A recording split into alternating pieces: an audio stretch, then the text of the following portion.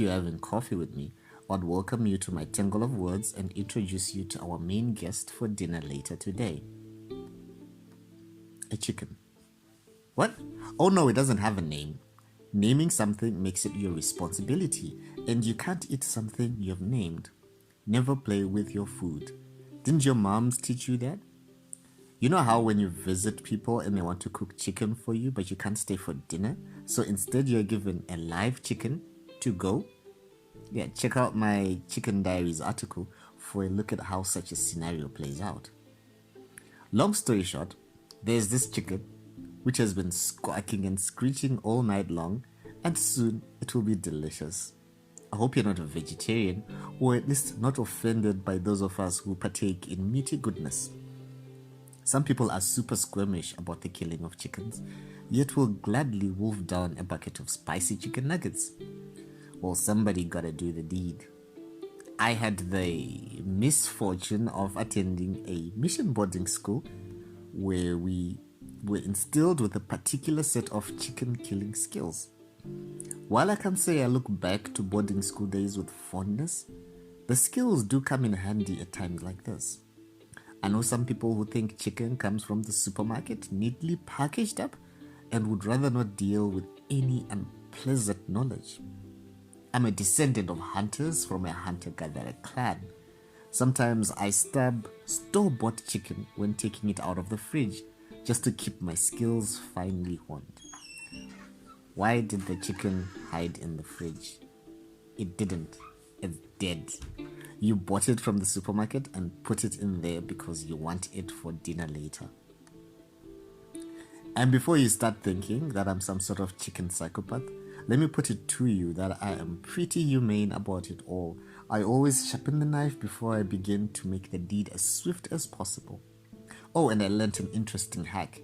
You can just cover it with a dish, leaving only the head sticking out, and then boom, it's easy to handle and you don't have to keep it in a chokehold or secure its wings as you go about the necessary business.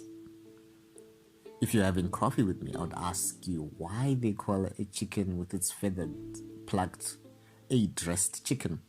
In my head, when they speak of dressing a chicken, I picture it as being covered in something modern and stylish, chic, maybe with some aluminium foil highlights. Once upon a time, my favorite music brand, South African group, Freshly Ground, got banned from performing in Zimbabwe after they released a track which our then president, the late R.G. Mugabe, didn't particularly care for. The song is called Chicken to Change. Change is one of the things which an opposition party offers as its draw cards. Nando South Africa, once upon a time, ran a snacky advert where a puppet resembling a political activist stated that change will come from Nando's. Speaking of change, you're familiar with how in Zimbabwe we transact in a multi-currency system. Sometimes it comes with challenges, for example, how you cannot get change for less than $1. Some come up with interesting workarounds, like offering change tokens or something to cover the difference. I got offered an egg as change when I bought takeaway from a popular fast food establishment.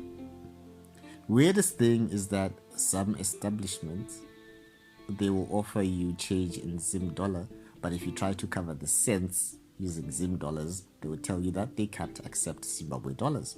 Sorry, what? You want me to accept change in a currency which you're unwilling to accept in return? Some products are now available only in United States dollars. At this rate, the future of Zimbabwe doesn't look too good.